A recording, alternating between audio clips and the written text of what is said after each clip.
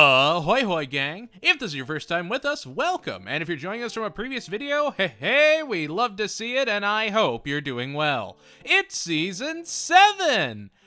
I was warned that Season 7 was when the noticeable quality drop happened. I actually did something different this season. Instead of writing while watching the episode, I waited and went ahead and just marathoned the whole season and then went back and watched it again. And I really wanted to see if the drop was that noticeable. And the funny thing is, it's right in episode 1 and never really goes away. Yay. So, without further ado, what worked? What failed? What, pig-themed Halloweens will be curtailed? Let the tension lessen. We're talking Season 7. Man, I don't know. Rhymes are hard. That's what I got. I'm really not trying to be hyperbolic when I say that, like, Scene 1, you can already feel something's off. Bobby is dancing in the middle of the road, and Con is waiting behind him until Hank pulls him off the side of the road. Why would Bobby dance in the middle of the road? In the past, he may have had his dumb moments, sure, but walking in the middle of the road? It feels odd. But then Hank listens to Bobby's music and is disgusted by what he hears. Music needs to be like it was back when he was a kid. Parental advisory warning, I gotta listen to it and make sure it's okay for my boy. Oh, this boy band sounds like they're good, godly performers. Who is this Hank Hill? Where did he come from? Remember back when Hank jammed out with Willie Nelson, or all the times he canonically listened to things like Boston, Foreigner, Journey? Like, he didn't even take Bobby's comedy tapes away from him. But now all of a sudden he's gotta make sure nothing happens. He takes Bobby, Connie, Joseph, and Jordan, played by Eliza Dushku, to a 4-score concert and sees Bobby dancing explicitly and immediately steps in to stop all that nonsense. Jordan's dad then calls Hank over to tell him he overreacted and he has to be more laid back like how he is with his kids. McVie is Dave Herman, but Jordan's mom is actually played by Deborah Messing. Mila Jovovich of Monster Hunter and Resident Evil fame, and Elizabeth Perkins also guest star. Do I have an opinion on any of these guest stars? Not really. They read their lines. Oh, the B story? You want the B story? Min, Peggy, and Nancy are arguing about who the sexiest man on the street is, and Bill and Hank are always at the bottom of the list, which understandably sets Peggy off. She's determined to show that Hank can be sexy, and Hank is trying to be a sensible parent, and forbids Bobby from going to a boy-girl party because it'll be unsupervised and a sleepover. Peggy, trying to be the cool mom, gives Bobby bus fare and he goes to the party where the boys and girls will be sleeping in the same room, and then this girl Serena comes in and corrals all the kids and decides now's the time for 7 minutes in heaven. But don't worry, Bobby is cool and tries to keep Jordan relaxed as they're harassed to strip, and Hank comes and saves the day. He treats the 13-year-olds like kids and has them play pin the tail on the donkey, and Min says that yeah, his sternness is kinda hot. It's Straw Man the episode. Like, yeah, leaving your kid alone to do parties, much less sleepovers at 13 is way outside the norm, no matter how bohemian the parents are. But here they're the most intentionally exaggerated parents to make Hank seem like a downright stick in the mud. I know all this sounds super petty, but you need to just listen and watch the episode. Go just cherry pick some episodes from seasons 1 through 6, and then jump into season 7. It feels like the ground has settled. Get Your Freak Off just doesn't feel right. It's giving us a drastically different Hank that kinda loses the progress he's made over the last 6 seasons. Hank had no problem with Bobby learning about deaf comedy, but now he can't listen to certain bands. Hank will become whatever the show needs him to become now. This is his role. He is every dad, a multi-purpose tool that will sometimes be a perfect vehicle, or just bland and uneventful. Get Your Freak Off is a vapid 5 out of 10 that is the equivalent of watching a tumbleweed roll across a dusty tundra. You feel cold, alone, and have no idea how that tumbleweed got there. Bill inhales all of Hank's hot dogs since he was in a rush to leave and go see a movie, to the disgust of literally everyone. Hank is somewhat impressed, but Dale just straight up calls him disgusting. Peggy gets Bill a date, and when they go, Bill is determined to finish 10 bowls of soup so that their dinner is free. He discussed his date, but a competitive eating fan, Cindy, played by the secondly surprising guest star of this episode, Pamela Anderson, takes a great interest in Bill's eating prowess and how it might be able to get American hands on the mustard yellow belt. They go to a competitive eating champions party where they meet the old champ himself, Dan, played by Jeff Garlin, who explains that Nozawa and the Laotian legend Irrawaddy are the big clinchers of the year. Oh, and then we get surprise speed-eating superfan, Kid Rock. He doing a voice or sing anywhere in the episode? Nope. Just Kid Rock really loving competitive eating for some reason. Okay. Bill goes to his first meet and starts by going unopposed, and then Dale jumps in and starts sucking down dogs. Man even triple dogs it. And I think that's where the big difference is. The episodes are going for the bigger jokes. They're going for the wackier elements because they know if they can get there, bam, you got something cooking. However, if the concept doesn't work, the whole episode that hinged on it just immediately falls apart. I'll say this, The Fat and the Furious sorta kinda redeems itself. Dale reveals why he's so harsh on Bill about competitive eating, and he shares that he used to eat bugs and was called a freak for doing it for the amusement of the other kids. He even eventually refuses to compete against Bill, and just because he is morally against the entire competition. The B story has Peggy doing everything to keep Bobby away from the wondrous world of competitive eating. It's a move. Bill realizes that they're laughing at him and not with him, and he does eventually back out of the competition. The episode is fine. I watched it when I was a kid, and I watched it now, and it's just fine. I remembered Kid Rock was in it, but I swore he was a bigger part of it, and he just kind of stands around and talks about how great competitive eating is, while Hank talks about how it's Bill's patriotic duty to shovel dogs down his maw. It's just, I don't know. It's just weird, and it's fine. The Fat and the Furious is a perfect, I don't know, 5 out of 10. Who cares? Oh, hey, I know this one. Yay!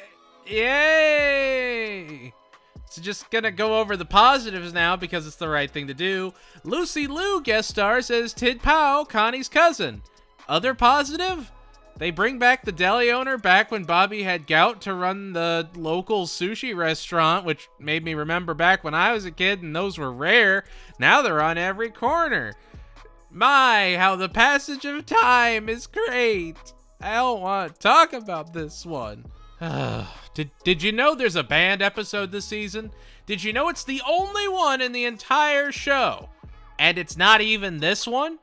Wild. Ah, shucks, let me just spoil the whole thing for you. Bobby gets a crush on Tid Pao, who uses him as a way to steal materials for her little shed science project where she's making meth.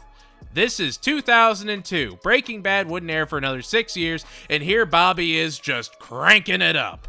Okay, just setting this up.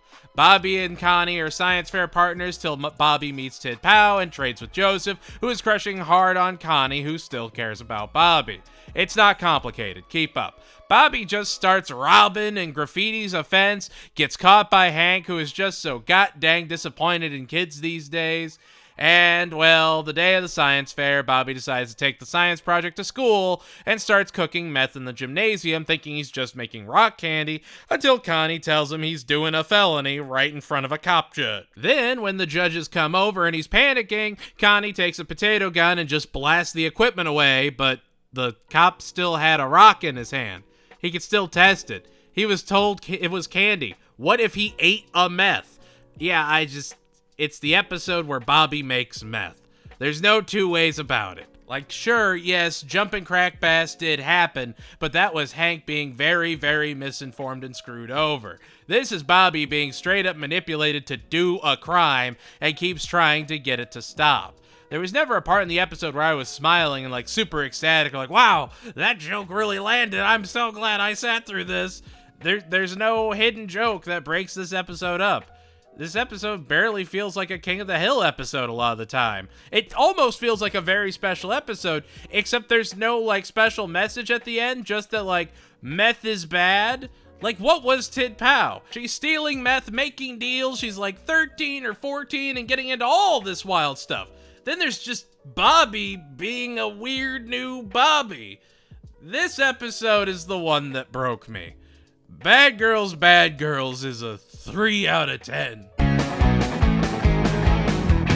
This one hurts. Like, this actually kind of sucks, though. Bobby's in home ec and gets a major assignment from his kinky teacher and the janitor. The coding is a lot less subtle than I remember. He's got to clean a mystery stain out of a cheerleader outfit. Yeah, don't think about it. Just better that way. He fears he's going to fail home ec and Peggy goes to help him. Oh, this is the Thanksgiving episode, by the way. Keep up. Just figured you should know that. Dale makes Bill a $1 million bet he can't toss a beer, and when he fails, Dale attempts to collect $1 million from Bill.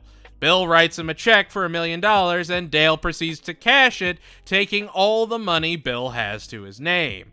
Dale cashes it the same day Bill is buying his Thanksgiving dinner. Bruh! The worst part, that's the highlight of the episode. It's Monday, so Peggy whipped up some of her Frito pie with wolf chili and helps Bobby with his homework, ruining both it and his dad's favorite jeans. Bobby goes to his home ec teacher hat in hand and she teaches him how to fix his jeans. Bobby then makes Hank's jeans from scratch from some denim and sands it down to give his dad that worn-in feel. Hank is downright ecstatic and Peggy is bewildered. Bobby makes a roast for an assignment, and Hank can't get enough of it and compliments Bobby, talking about how great his cooking is. Every time he's around his son, he's smiling and happy and engaged. Peggy decides while getting her hair done to crank up her sex appeal because she feels her son is stealing her husband from her. Yep, make it make sense. Maybe I'm supposed to read it a different way, but when Hank and Bobby are sitting in the bedroom together watching the news, that's one of the most wholesome things in the show I've ever seen. That's like, yeah, man, that's what the show was about. And I really, really, truly love the connection that Bobby and Hank have in this episode. It's just so nice. And then Peggy tries to sabotage Bobby by showing he had a women's magazine hidden under his mattress, and it backfires when Hank says Bobby can cook Thanksgiving dinner and she can just relax and enjoy a home-cooked meal prepared lovingly by her son. The audacity! He asks her to throw his butter-basted turkey in the preheated oven, and she steals it and runs off on his bike, ruining his bird. She spirals hard and goes to her hairdresser to vent while Hank prepares all of her old dishes, and Bobby takes his Thanksgiving dinner to Bill, who then proceeds to try and get $1 million from him to pay off Dale. It's such an unfortunate episode. Hank and Bobby bonding is great, but then Peggy just spirals when she feels replaced by her son, and it just sours the whole thing. I like a lot of scenes from this episode, but as a whole, it's just painful. It's a 6 out of 10 that feels like even that's a little high. Hank and Peggy go to dinner, and Bobby takes the alone time as a chance for him and Ladybird to partake in the mystical world of dog dancing. This episode is about dog dancing. Sure? Okay, fine, whatever. Hank comes home early and catches Bobby, who doesn't have an excuse, and gets barred from, dancing with the dog. I'm just gonna TLDR this because it's dog dancing. Hank dances with Ladybird, Bobby dances with Doggy, Connie's dog, and Bill gets a dog from the pound to compete and gets a Rottweiler who proceeds to trap him in a bathroom where he has to drug the dog, get it in a muzzle, and take it to the competition where it proceeds to maul him. Hee-haw! I liked when the Falcon attacked Bill too. His shrieks are amazing.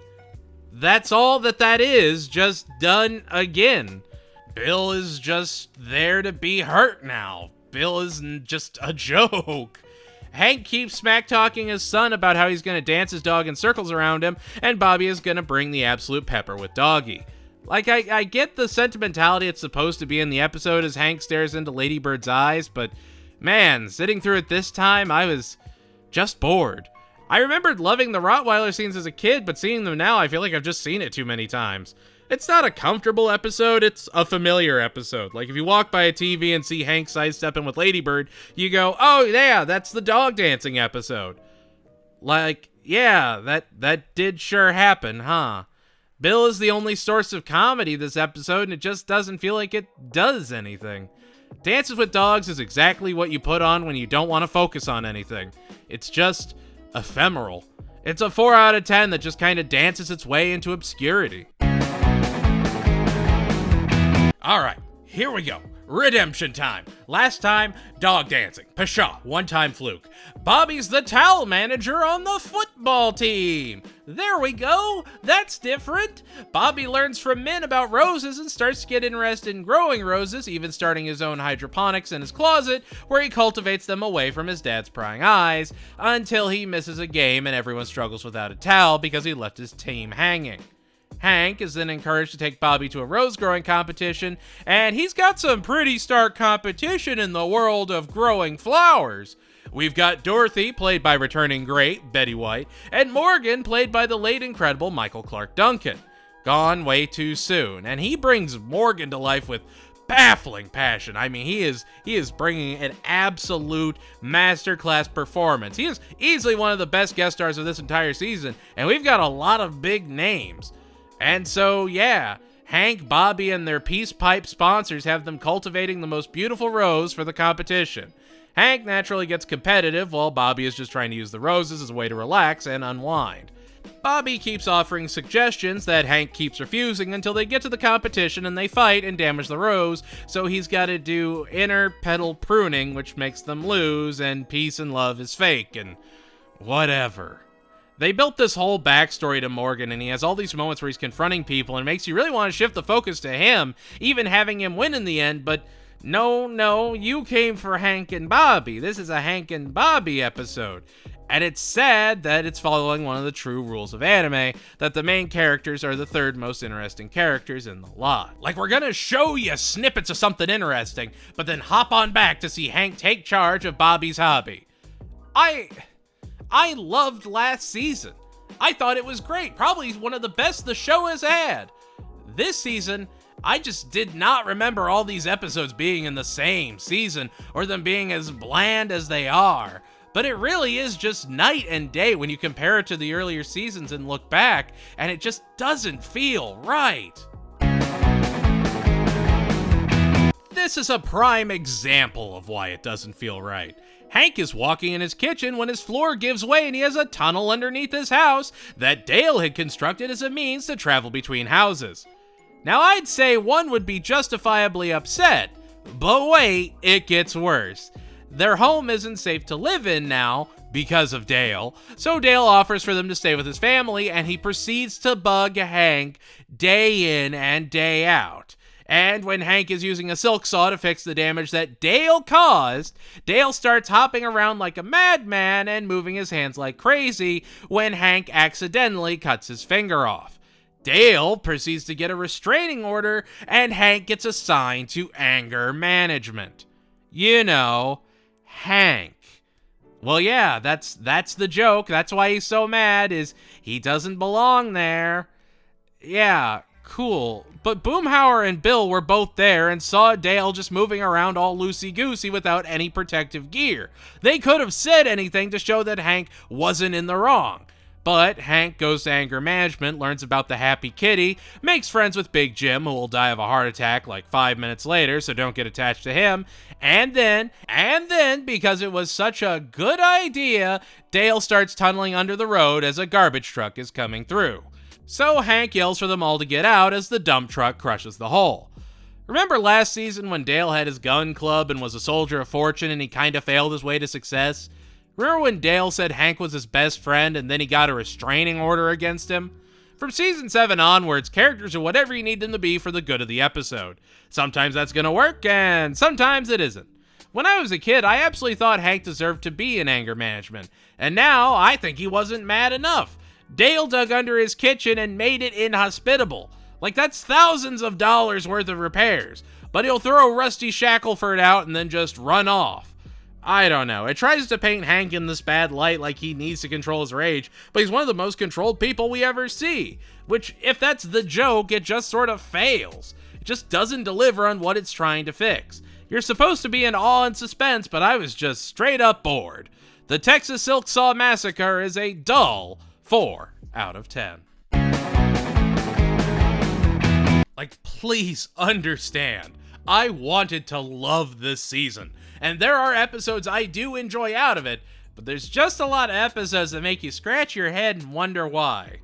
Peggy is tired of having shallow conversations about literature as a substitute teacher and wants to do anything to fit in with cooler crowds. She goes to a bookstore and hears the ladies talking about their book club and wants to join. She even buys the bookstore from Laura, played by Allison Janney, and has her own bookstore now. Cool. Just outright buys it, huh? No one is buying books from the tiny mom and pop shop, so Dale comes in and uses it as a place to sell his guns. Oh, and there's a B story about Bobby reading a high fantasy book and his dad judging him for it, which really just feels like the animators want an excuse to draw a bunch of elves. It doesn't circle back, it doesn't even get a resolution. It's just Hank going, "Dang it, Bobby, you still reading those?" And he just goes, "Yes," like 4 times, and that's it. Cool. So yeah, Peggy sells her books for like $600 and gives guns away free with it. Dance around the laws. Why not? They take some of the books down and start blasting them as a makeshift shooting range. You can always just, get paper though. Like, this is one of the big reasons Peggy kicks him out at the end of the episode. Spoilers, but it just doesn't make sense. It's an easy thing to rectify. But the book club happens and Peggy and Hank go, and she keeps throwing herself into conversations and gets the club to announce it's their last meeting, so she never comes to another one. She crumbles, Hank sells the bookstore, and one of Dale's customers comes looking for Peggy so she can discuss the book, and she gets the book club she always wanted. I don't hate this episode, and I think it's a much better representation of Dale than Silksaw Massacre. This is more on brand for who he is, and honestly, he and Peggy were a pretty good team and will be a good dynamic for episodes going forward. She could have steered into it and done something more with the book club, but alas, what can you do? I don't know, it's a 7 out of 10 that at least feels like it ends on a positive note. Listen, before we get to the next episode, I just want to say, I'm sorry, and viewer discretion is advised. Full disclosure, this is it.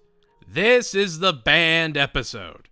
You can find it on streaming services and it'll air on cable syndication, but this episode was yanked from broadcast syndication because it was, well, we'll get into it. Peggy gets Luanne fired from her job, so she goes to an entrepreneurship seminar led by Trip Larson, the pork product king, played by Batman himself, Michael Keaton. Trip is so impressed by Luanne, he offers for her to come by his home for an interview, and so Peggy takes her. Okay, if last season was the decline of Luanne, this is the bottom. Welcome to the new Luanne. Trip calls her ignorant as a compliment and a hot air balloon, and they kiss. Luanne isn't the nuanced character she was anymore. She's just kinda there, and it's definitely on a writer's side more than it is the acting, because Brittany Murphy is still going all in. But yeah, she's dating Trip, and he's very, very controlling. Peggy goes to confront him, and he shakes Hank in his hot air balloon to make a point. But, none of that is really a reason for this episode to get banned, so why? Well, Luanne wakes up to discover her hair was dyed deep red in her sleep. Cool. Hey, that's creepy. She gets ready for a Halloween party and gets dressed as a sausage girl when she sneaks into Trip's lair and finds a promotional picture, and Trip asks if Luanne will marry the man in the shadows. That way, Trip, who's now in a horrific pig costume, can play the family pig. He wants Luanne to help him realize his fantasy of being a pig. She runs out and he chases her, even having Peggy join in as they go to the processing plant. They get up on the conveyors and run off, and when Trip gets shocked right before he gets impaled, he feels refreshed and fixed, and then gets brutally torn asunder right in front of Luanne and Peggy. Oh, so that's why it's banned. Yeah, in no uncertain steps, Luanne and Peggy both have blood on their hands. Sure, yeah, self-defense, but also do you really feel good about arguing that with an episode of King of the Hill, whether or not murder was justified? I need to know more about this episode. Michael Keaton is chilling as Trip, and he does play the role very, very well to his absolute credit, but did he know? Did he want it to be this weird pig man? Was this the prototype for Birdman? I need to know. Pigmalion is skippable if you absolutely have no desire to watch the banned episode, but I think it's a Halloween episode that should be seen at least once. Controversial as it may seem, I'd actually give the episode a 7 or 8 out of 10. Sure, Luanne is just really, really dumb now, but I genuinely do enjoy the episode. It feels like a dark 80s direct-to-VHS horror movie. It ironically kinda reminded me of Tusk. There's a lot here to go, yeah, it's wild and weird and dark and twisted, and here's my evil hamburger helper, But it works. It works because of how unnerving it is. There is no other episode like it, so in that regard, it will live in infamy as the one banned episode, and it's really not even that bad. Alright, just gonna get this out of the way. The two Megalomart workers are played by Topher Grace and Danny Masterson. Gee, I wonder why.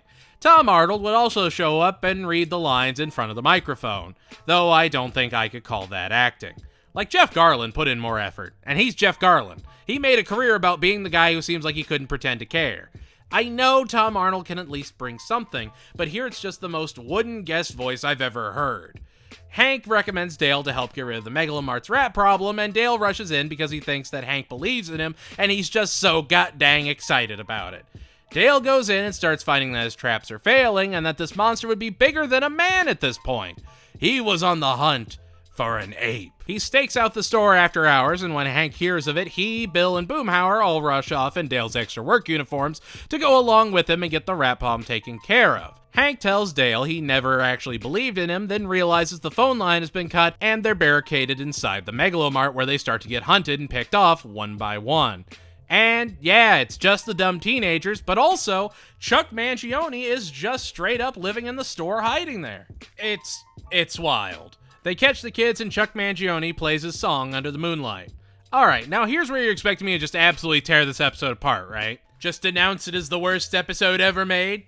Honestly, other than Tom Arnold just appearing to not care, the episode as a whole is actually closer to an 8 out of 10 for me. I love it, and I always have.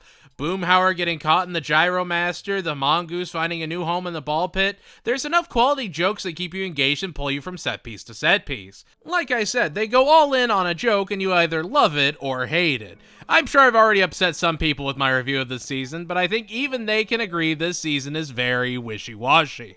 There's a lot of peaks, but a lot of valleys. Season 7 is the rough seas season, but I really love Megalo Dale. It's the perfect sick day episode that gives you great jokes and a solid little story that has a complete conclusion by the end that makes Dale actually look somewhat impressive. Remember when Buckley died in an explosion and Luanne needed basically an entire season to grieve? Remember when a guy died gruesomely in front of Luanne and Peggy 2 episodes ago? The writers sure don't. Luanne is doing Tybo when she runs into Angela, played by Carmen Electra. Buck gets cornered by his brother Randy, played by Bruce Dern, father of Laura Dern. They decide to go to the gym to watch Luanne and everyone practice and decide to make Luanne a female boxer. They start setting up matches, Pink plays in the background, and it looks like Luanne is really good, except literally all of her matches have been staged and she hasn't actually won a single one. With false confidence, she goes to challenge boxing great Frida Foreman, daughter of George Foreman, who gladly accepts the chance to break her down. Naturally, Frida played by the actual Frida Foreman. Hank goes to George Foreman to try and stop the fight, and then they argue about George Foreman grills, and the fight is back on after George 3 steps in. I'd be mad with this kind of guest star usually, but honestly, George Foreman does such a great job with his performance, it makes the whole Hank confrontation actually work. I don't know, you can tell who wants to be there and who doesn't. Luanne boxes Frida for real and actually lasts 3 rounds, and then it just sort of fades out and she gets a photo with a classmate. The ending scene really kind of feels like a dopamine drop, so you forget about the episode you just watched. Here, let me try something. Buck schemes and manipulates Luanne. Do you know which episode I'm talking about? Because I can think of at least 2 in this season alone. It's sad that there is no Luanne growth anymore. Sure, we get fine stories like this, but they lack the weight they had just 3 seasons ago. We don't even see Luanne in her house anymore outside of her pool. Boxing Luanne is a TKO of a 6 out of 10. John Redcorn is worried about Joseph falling in with the wrong crowd when he starts hanging out with Steve, played by Kyle Howard. And so he asks Hank to take Joseph on a vision quest so he can have a vision and John can translate it for him as a rite of passage. Joseph doesn't really have one. But you know who does? Dale! The man that wants his son to be popular and doesn't want to deal with all the difficulties of being a dad. So what's his vision? That a Native American man slept with Nancy and then Joseph was born. So naturally, the only thing that can be taken away from this is that Dale is in fact Native American, even speaking at Joseph and Bobby's class about his heritage. This is Of Mice and Little Green Men, but worse. It doesn't add anything other than Dale wanting Joseph to be like the popular kids and is willing to sabotage his son's identity for it. Then he makes the whole thing about himself. Like I said, if you're gonna just keep teasing the whole John Redcorn and Dale thing, it just comes across as lazy. Just resolve it or leave it alone. So yeah, Joseph finally has a vision and goes to Dale instead of John Redcorn and gets led astray as they go to take out the pandas at the zoo. I'll say, I loved the moment when John Redcorn caught the arrow right as it was being fired, but also that's just flash and no substance. That's the show now. They forgot all about a deeper story and just wanted quick 23-minute episodes that play off the goodwill of the previous seasons. In a lot of ways, these are filler episodes. This episode is just especially egregious about it because it's just returning plot points we've seen already before, just done worse. Vision Quest is fine. It doesn't try to be anything more than it is and is perfectly fine just spinning its wheels until next week's episode. It's a 4 out of 10 that just feels like a long, droning dream. I just feel so bad for Jonathan Joss here. Like, he's really trying with John Redcorn. He's really trying to elevate it to a new level, and it's just to the effect of nothing. By the end of the episode, you know everything's going to return back to the way it was. Peggy is tired of Hank making knee-jerk plans without ever consulting her, especially when they clash with plans she has already made. Hank gets told by Dale of a marriage counselor that will always take his side, and he just has to lean back and let him tell Peggy Hank is always right. The counselor in question is Dr. Tim Rast, played by E3 hosting legend Jamie Kennedy of Son of the Mask and Malibu's Most Wanted fame. The doctor finds out that Peggy and Hank want to ride motorcycles and collect spoons in their retirement, so he tells them to get a motorcycle they can share. Gee, thought they were going to get an RV, but I guess it's motorcycles now. As they're buying one, they run into bikers, Lumpy and Pepperoni Sue. Pepperoni Sue would be played by Office Space's own Jennifer Aniston. The couple tell Hank and Peggy about the Sturgis biker meetup, and they agree to a cross-country journey. Peggy even falls in love with driving the motorcycle when she has the opportunity to take it for a spin. The B story? Dale is given a treasure map by the doctor that will lead him to true happiness. It's a picture of his house, so naturally he thinks he has to dig in the backyard. Hank refuses to let Peggy drive until he loses his glasses, and Peggy finally gets to take over and he learns to trust her. Remember earlier in the season where Peggy was feeling jealous of her son and thought he was stealing her man? Remember when she saw a man die right in front of her? This season doesn't. It also forgets that Hank usually would trust Peggy, and we've had other, better episodes about that trust. Take Me Out of the Ball Game was a perfect example of this exact same story, just done better. Like, I want to sit here and say that Jamie Kennedy and Jennifer Aniston did a good job, but I legitimately couldn't tell you their names in the episode without looking them up. Dr. Vizosa? Oh, I can hear him in my dreams. Same with Debbie or Ms. Liz. But here, it just feels like they're not doing anything. There's actual effort put into those characters. Here, they just feel hollow. And I promise this isn't nostalgia warping these seasons. This is 2002. The show still has 6 more seasons after this. This is just, it's empty. The episode is like a 3 out of 10, I guess. Nancy, Peggy, and Min team up to save an after-school program and then decide to compete against each other for a school board position. I'm gonna be honest with you. There are like 2 more just not great episodes to the season, and this is one of them. Yeah. Min, Nancy, and Peggy get super passive-aggressive and fight dirty to try and win a school board seat. Are you having fun yet? Are you entertained? There's not even a special guest star for the episode either, and like you kinda need one for an episode like this. The new mom that throws the board into chaos, or, someone that's super strict or something. Anything. Having it just be Min, Peggy, and Nancy just doesn't do anything. It's these 3 fighting, and almost like they're trying to replicate an episode where Hank and the gang are fighting. Quick, give me a Bill, Dale, or Boomhauer episode. Now, you can probably do that pretty quickly. Quick, give me a Min-focused episode. When have we spent time with Min or even Nancy as our full-on protagonist? Why do we care what their aspirations are? We have never seen Nancy be anything other than beat down or cheat on Dale. We have never seen Min on her own yet. And Peggy, spin the wheel and that's the kind of crazy you're getting that episode. I don't know. Board Games is a prime example of losing the plot. No, see, it's funny because they're the moms of Rainy Street, that classic wacky group that was rating how hot all the men in this neighborhood were. It really feels like they were going for the moms to have an almost Sex in the City dynamic, and it just doesn't work because they haven't given it time to develop. It's like all of a sudden they're all hanging out and gossiping, and everyone's sneaking around and doing their own things. The worst part is, you could have this episode, make it with Hank, Dale, and Con, and have a pretty fun little adventure. I'm not saying that in any way like women can't be main characters or anything. It's just we have a more foundational idea of who Hank, Dale, and Con are as characters. They all start out wanting to save the after-school program. Hank wants reasonable school rules and regulations, Con wants stricter testing, and Dale wants funds allocated for a cryptid club or something. It would be more natural for them to get together and fall apart, and it would at least make sense why they did it. You can tell right from the get-go the moms are at each other's throats, and like, I get that's supposed to be the joke, it just isn't funny. Is it the worst episode of the season? Amazingly, no. It's close, it's like a 2 out of 10, but there's still one more out there. Bobby isn't listening to Hank and refuses to do chores. When Hank goes to Cotton's, Cotton tells Hank that he needs to send Bobby to military school at Fort Burke, Cotton's old stomping grounds. Cotton then starts to terrify Bobby about the draconian training he'd go through and how he hoped he'd wish he was dead by the end of it. Naturally, the academy is transformed in 60 plus years and is no longer actively trying to kill kids. Bobby does well. He goes to crafts and gets the full military school experience. Hank and Peggy even go and get to see what he's being subjected to, and Hank makes a bowl with pride.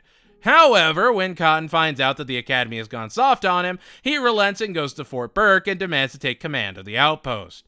Sure enough, Cotton rides out ready to bring torture and pain wherever he tramples. And Bobby, as class clown, is target numero uno. Make him sit on a block of ice, he'll sit till he has a chair and relax in the warm sun. Make him eat everyone's lunches? Okay, give him a spoon.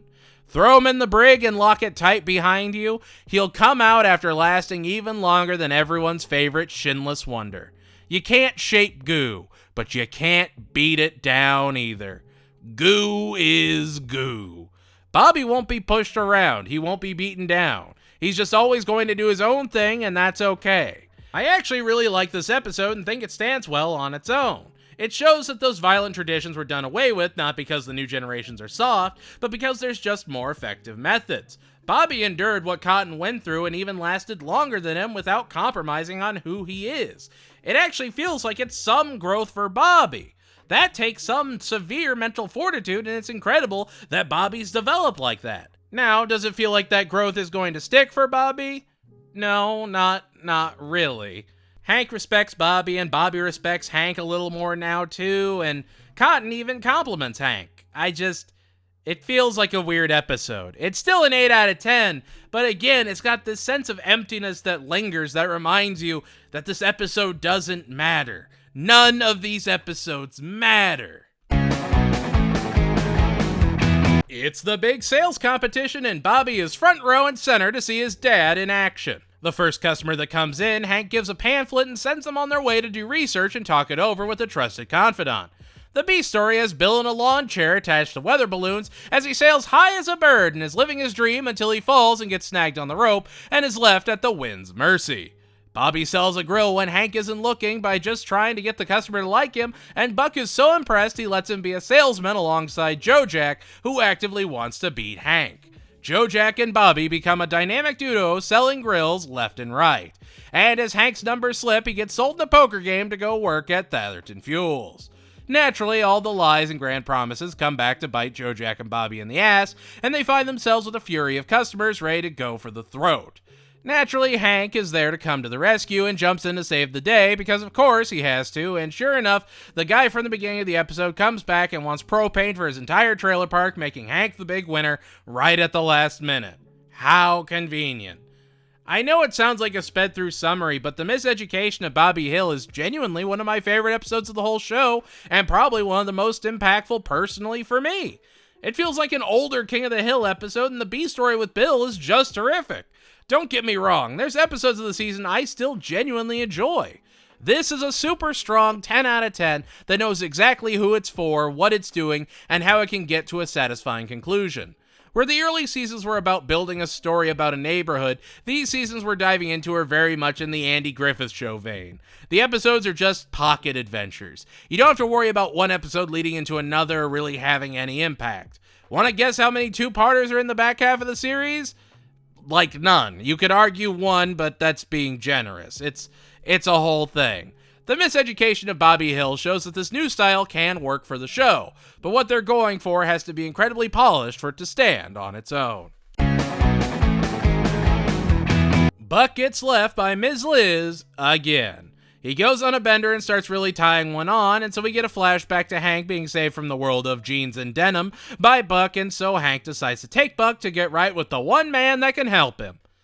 God. Buck relents at first, but then he's visited by a beautiful blonde angel and his whole mood changes. It's Luanne. Luanne has Buck as her first student for her Bible study class in her pool, where she offers fellowship hugs if you participate. Octavio and Joseph also join in. Buck gets jealous and wants Luanne to marry him and help make him clean yet again. It's another Buck and Luanne episode, except this time Luanne doesn't want to marry the rich old dude. You know, the same plot point used twice in the same season. I am really not trying to be a stickler on this or overly critical, but Luanne just exists as a story piece and doesn't really have an identity of her own outside of boxing Luanne. Oh, do you care what the B story is? Bobby is in cross country for gym class and they run around the city, so Bobby sneaks into a little tea and crumpets place and dines with the grandmas in there so he doesn't have to work out until his coach catches him. And yeah, the episode goes out with a whimper staring at the sunrise. The Good Buck is like 3 scenes away from being a series' best episode. Go deeper, go darker. Let Buck hit that true and proper rock bottom. We've been shown Buck going wilder than he said he was in this episode, and yet they pull back as much as they can. It's also a lot more God involved this season. Hank goes to church, sure, but he never really prayed on a ton of things to make them better. He would always find practical solutions for it. I'd believe he'd check Buck into rehab before he told him to let Jesus take the wheel. It just feels like people that had never written these characters decided to take a spin with them. Again, some episodes are really, really good, but then there's episodes that you know if they just had more time to cook, they might actually be onto something. The Good Buck is a promising but underdeveloped 7 out of 10. Peggy takes over the organic garden, so Bobby and the other softer kids have a place to work and learn. Peggy convinces the football team to let them supply the players with veggies in exchange for letting them still use the space. At first, everything is going great. Martin Starr of Silicon Valley and Monica Keena both guest star, but before long, bugs are crawling through their produce. The B story? Dale gets compost fever with Boomhauer and Bill, and they decide to go under the bridge and collect bat guano to make the perfect compost. Hank actually gets impressed by how Bobby rallies the troops in the 11th hour and really wants to make the organic garden shine. He and Bobby start doing all kinds of home tricks that are safe for the environment, while Peggy goes to ask the old teacher what he did. He used insecticides, but you can't tell anyone. So Peggy goes to use insecticides on the garden in the middle of the night and passes out only to be discovered by everyone that's understandably disappointed. They all eventually just agree to work together. The best way I can describe the episode is toothless. What's the commentary? Poison works? Support secondary programs? No, not really. Okay, so then there's gotta be really good hearty jokes, right? No, they're just kind of fine. It's mostly just David Herman yelling. Oh, it's the emotional core. I mean, yeah, it's great to see Bobby and Hank bond yet again, and Hank see that Bobby can take charge, has people gravitate and listen to him, and has perseverance and creativity that should be celebrated. You know, just like in An Officer and a Gentle Boy, Vision Quest, The Sun Also Roses, Dances with Dogs, and Goodbye Normal Jeans. It's okay. That's only 7 episodes in one season with basically the same boiled down theme and dynamic. Who cares if you have more than the 1 in 4 chance of hitting an episode where Bobby is creative and earns the respect of his dad in one season? Like, okay, it's time to talk about how the syndication sausage is made. A good rule of thumb is that a series will go into proper syndication when it has more than 100 episodes. The reason for this is it allows for repeats to not be the same episode over and over again. Well, we hit episode 100 back in Hank's Choice in season 5. meaning any additional episodes are just sticks to throw onto the syndication fire. Now, the problem with making a show with the goal of making your money back in syndication is pretty obvious. People will not be watching it in order, especially in the 2000s. It's why you saw multi-part episodes of Family Guy steadily get phased out through the years, unless they were these big, glorious events. Because, much like King of the Hill, Family Guy did really, really well in syndication. It's what saved the show.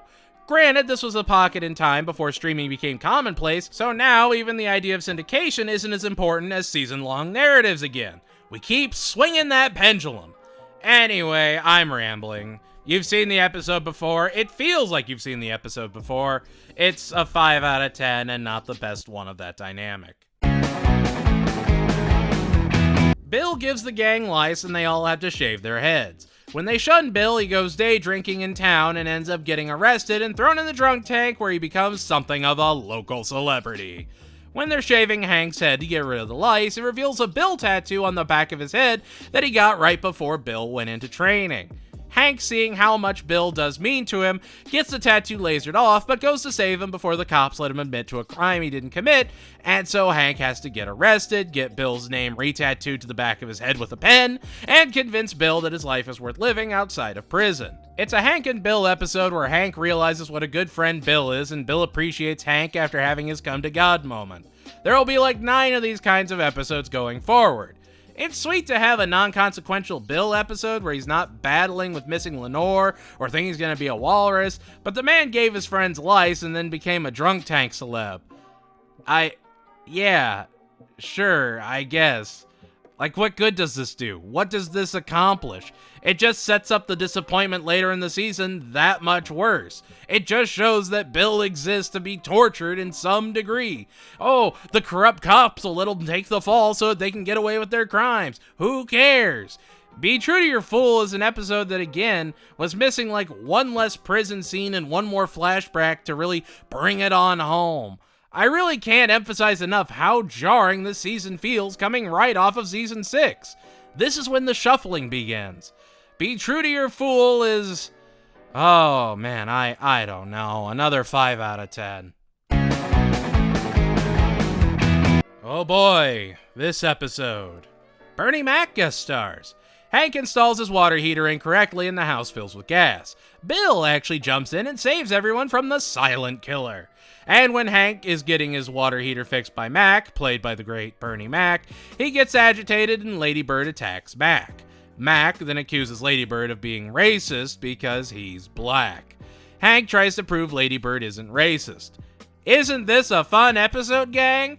Hank having to prove his dog isn't racist? Remember when Lady Bird got into a fight with a raccoon and was a race to see if Hank could get to her and if she was infected with rabies? Remember when Lady Bird helped Hank relax enough to finally have a kid with Peggy, and Bobby got to grow up right alongside this lovable dog? Well, what if this dog just vehemently hates black people? A dog being racist. That's just crazy. Hank even takes her to a training class and the instructor tells him it's crazy and it's actually him that is in fact racist. And don't worry, they all go to church together, so Reverend Stroop is in on the action. I swear, they've gone to church or involved the church more in this one season than ever before in the show. Spirituality, sure, and they talk about what happened at church or have a church moment in the episode if it was calling for it. But I mean, here, Hank gets a prayer circle right on his lawn to hopefully just pray his racism away. Remember the defensive driving course? Remember where Chris Rock got real about black comedy and it was a very nuanced episode? Good, because the writers want you to. Bringing Buddha back, voiced by Phil Lamar doing his best Chris Rock impression. He helps Hank take a racism test and his results say he prefers white people. Man, this hurts. I have been doing these and I have been loving each one and then bam, Hank and Lady Bird are racist. Turns out Lady Bird attacks any maintenance people because Hank is uneasy around them. Yeah. Why would that idea not even be remotely humored before jumping straight to race? You can argue that that's the joke, but it kind of goes back to the straw man argument of the first episode of the season. What parent in their right mind would act like that? Who would immediately jump to a racist attack and then have Hank accosted by the entire church? Why would Stroop even humor that? She knows the Hills well and has seen their son almost become the next llama. And now she's running prayer circles to pray the racism away? Why would Buddha, of all people, believe what an online test says, rather than the man that's always been nice to him and Enrique? This is a 1 out of 10 episode just because of how lazy it is with setting up its conflict. It assumes that everyone is just a moron and can't critically think for 2 seconds. Would the season 7 Stroop have told Bobby to pursue Buddhism if he believed it would bring him spiritual happiness? Again, in a vacuum, it's probably not as bad, but when it's put up against everything we've gotten in the past, you just kind of shrug and stare blankly. I love Bernie Mac. His stand-up is legendary. The man had a great show and was a fantastic creative mind. His performance in Transformers is legendary. But even then, this performance just feels awkward. It just feels like a promo for the Bernie Mac show, now on Thursdays at 8:30, right after that 70s show, and before a new episode of the hit puppet comedy Greg the Bunny. I don't know. Racist Dog just isn't it. It just feels like an affront to everything King of the Hill has set up to this point. It shows that they're going for shock value rather than actual deeper messages. It just doesn't do anything. There's a horrible pigeon infestation, and so Dale knows he's outgunned and needs to bring in a pro to help him. He enlists the help of Sheila, one of the most professional pest control specialists in the entire US. Sheila would be played by Janine Garofalo, who was instrumental to stand-up comedy and the evolution of comedy writing in the 80s and 90s. She's probably one of the biggest gets of the entire season, right up there with Bernie Mac and Michael Keaton. Well, Sheila wants to sleep with Dale and keep seducing him right in front of Nancy. Of course, Dale is completely oblivious to all of it, but Nancy doesn't want her shug taken away. She pretends to take an interest in what he does, and it might be one of the best scenes in the entire show, where they're shotgun blasting marmots and she's freaking out. Like, that's just great Dale insanity. Oh, the B story? Hank is the designated driver for Luanne's big 21st birthday. But then Hank gets drunk! Wacky hijinks ensue.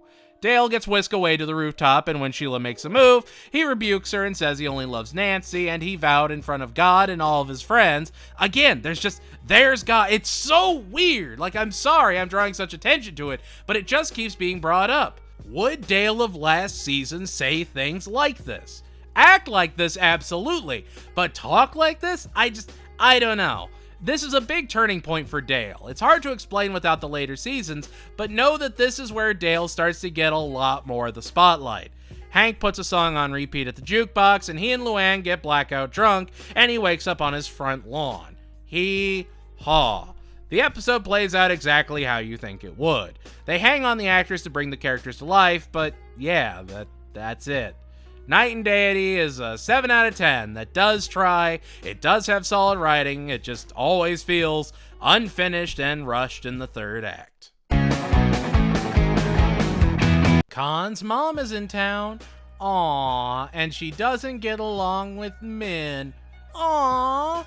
So, Lao Ma, played by Amy Hill, decides to go around Rainy Street offering her cleaning services for super cheap so she can get out of the house. At first, she goes to the Hill house, but Hank's too weirded out and Bobby gets hooked on being treated like a king since he's the firstborn son.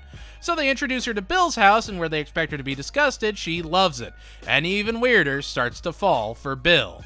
They start up a romance, and yeah, Khan's mom is dating Bill, and Khan just can't have that. The worst part is, Lao Ma and Bill are genuinely happy and good for one another. Khan lies to Bill that Lao Ma has fallen in love with Harrison Schmidt, the astronaut, and that Bill should let her go so that she can be happy. Bill begrudgingly agrees and breaks up with Lao Ma and comes clean that he hopes she's happy with her astronaut lover. Khan confesses and Lao Ma and Bill smile and naturally get back together. The loving couple highlighted by the sun. Isn't that nice for Bill? He's got a loving and supportive partner that would only want the world for him. Wanna guess the next time we see Lao Ma? Never! She's mentioned in like 3 other episodes, including the next one, but it is never established what happens between Lao Ma and Bill. Bill dating former Governor Ann Richards? Oh, well, you can't have that last. You gotta wrap that up in a tight 23, Billy boy. But Lao Ma, played by Amy Hill, who's been a recurring guest star, may as well come into the full rotation, and Lao Ma is a great character to do it with. She has interactions with Khan and Min, she can make sure Bill doesn't spiral, but nope, that's too complicated. Man, it sure would be unfortunate if a recurring guest star from the next season would actually be a series staple going forward. This episode is the perfect encapsulation of the problems with this season. Nothing matters. Bill can be happy and on the path to feeling better about himself, and then boom, Lauma is never seen again. It doesn't matter. Maid and Arlen is an infuriating 6 out of 10. It's just a failure of the show at this point. Like, how do you spin your wheels this bad? How do you end a character introduction episode like this and never follow up on it? Just a quick addendum since Mr. Grandy shows up again in this episode. He is voiced by John Ritter. I accidentally said he was voiced by Jason Ritter, who is in fact John Ritter's son, who you'd recognize as Dipper in Gravity Falls, or even the main character in Captain Fall, which was surprisingly good and I highly recommend it. I don't know, I have to wonder if he was inspired by his dad's voice work at all. He's definitely left his own footprint in the voice acting world, but it's just something great to see. Oh yeah, sure, the episode, whatever. It's our season finale! Yay! Bobby picks up tarot cards from a flea market and delves into the world of the dark arts, courtesy of Ward, played by David Cross. Full disclosure, just give Bobby like a deck of Magic the Gathering cards or something. Make them Burgle Brunglemon or whatever. It works better with that crowd of characters, I feel. But Bobby unlocks the powers of the dark arts and can now read the future. Oh, he saw a painful future for Bill and Lauma. Oh, that is so fun. What a great little callback. I want to scream into the void. Oh, wait, I've seen this episode. Bobby joins a group, gets in over his head, and has to be saved somehow. Hank tells Bobby to ditch the nerds, lest he be a nerd, and then they try and get him to drink dog blood. Remember last season where if you panned out from the DDR machine, you could end the whole series on a high note? Sure, you have a joke about Dale and Bill getting arrested, but that can be hand-waved away. Very easy to fix. You throw in the last scene of To Sirloin with Love and boom, perfect conclusion to a brilliant show. Or what about when No Doubt played at the prom, or when they went to the country music festival? Good, solid, hearty season conclusions. Here, Bobby has to fight back on drinking dog blood. Like, don't get me wrong, David Cross is a big get. Man is hugely prolific in comedy, and he and Bob Odenkirk are two of the smartest writing minds of the modern age. But also, this is such a dud finale. There's no higher stakes, no build-up, no oomph, it just kinda drags. Ward and the gang are great though, they are just absolutely spot on. I have played Magic against people like him. I have seen them smashing 4 locos in the back of a gas station and jamming out to whatever German grunge mysticism house music was big at the time. They're very easy characters to personify, and David Cross does it perfectly. He just does it a season too late. If this was season 6 or 5 and it wasn't a finale, I could see this actually being good. I could see this having the potential to be a real finale. But this just proves the point that the through line doesn't matter anymore. These are just episodes that will fall where they may. Maybe they'll be good, maybe they'll be bad, but no matter what, they'll be comfortable. And there we have it, that's season 7. Anything you think I was wrong on? Right on? Let me know in the comments below. And if you liked what you saw, make sure to like, comment, share, and subscribe. Season 7 was a lot of things, but I don't think any of those were categorically good.